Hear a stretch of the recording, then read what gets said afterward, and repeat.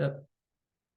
Hi, my name is Ryan Cordero. And my name is Nico Cosmos. The volcano that we chose to do for our project and subsequent app development was Mount Merapi, which is located in central Java, Indonesia.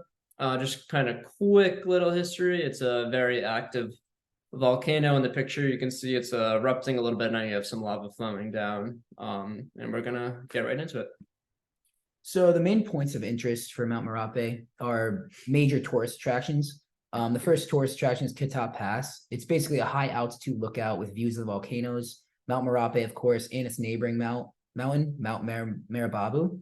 There's a lot of restaurants and activities here for families and kids to go to, along with the second point of interest, Kalakuning Park. This is another tourist attraction that's very popular to enjoy the views of the volcanoes and surrounding area. Also located in central Java is the world's largest Buddhist temple, which dates back to 9th century, which is pretty cool. So you can see on these images in the map, there's a lot of cultural significant places and tourist attractions located right around the volcano.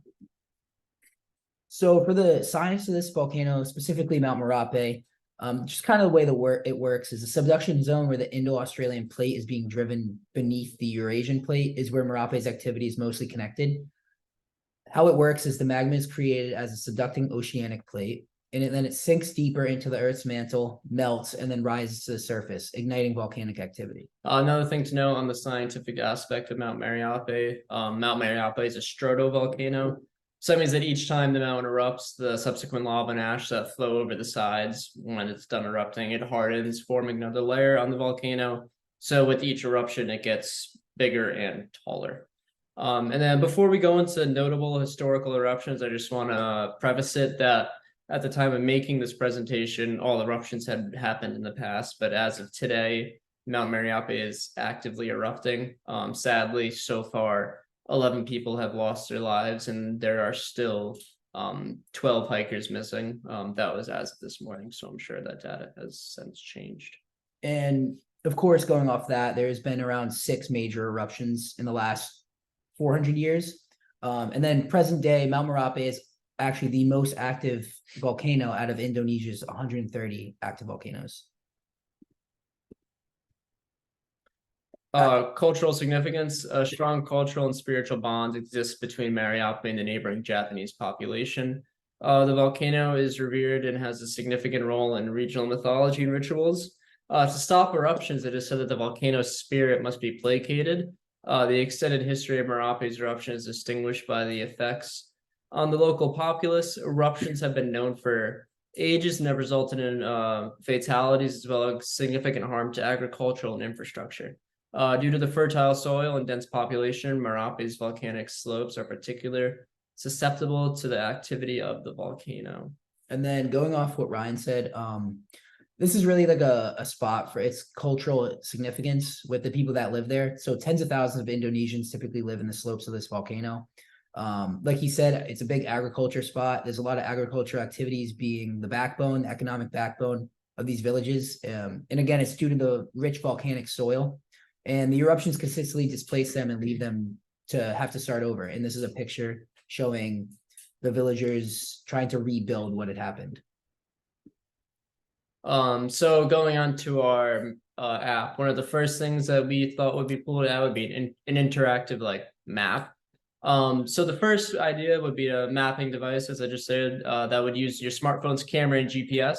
So you would kind of just point the camera at, say you were like at the bottom of Mount Merapi, you point it up, it'll give you some stuff like elevation, height, distance, type of volcano, stuff like that.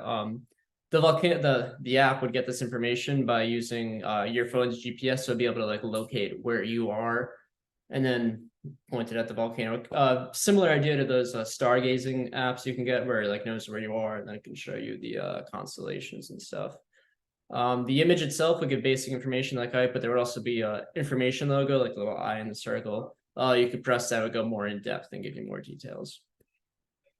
Another interactive idea would kind of be like an audible tour guide. So you kind of put in your headphones and then it would start giving you like a kind of like a museum walkthrough, just tells you about it. The advantage to this is that while you were touring the volcano and taking in all the sites, you'd be able to listen to someone talk about the history of the volcano. The major advantage to this is that you can put your phone away and be in the moment while also listening to someone explain. So you're not just constantly looking down. As for the hazardous areas of Mount Merapi, on the left, you see the hazard map of Merapi. This was taken in 1996.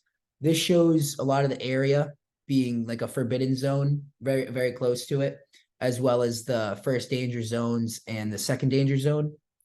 And then on the right, there is Batur Community Hazard Map. This is, of course, in 2007. This is a little more detailed of like map of the village and the surrounding area, showing like houses and buildings of such.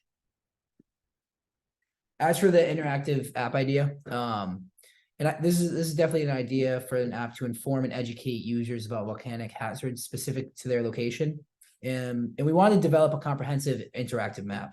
This map can provide real-time updates on volcanic activity, including potential hazards such as lava flow, ash fall, and gas emissions. The app could actually also utilize geolocation to alert users when they are in proximity to a hazardous zone, providing clear instructions on evacuation routes, safe areas, and emergency shelters. The way it would kind of work is it would pop up on your phone like a notification, as you see here. And additionally, the app could offer educational resources, including informational videos, infographics, and guidelines on how to prepare when an emergency happens, and as well as develop a family emergency plan. Incorporating a quiz or interactive game that stimulates different hazard scenarios could also enhance users' understanding of the risks and the necessary actions needed to minimize their vulnerability. I just want to add that if we say we had developed this app like a year ago, a month ago, whatever, had that out in the public, and the current eruption, you would have got a notification and people could have got out if they hadn't already. So just kind of showing real world examples how this app could help out.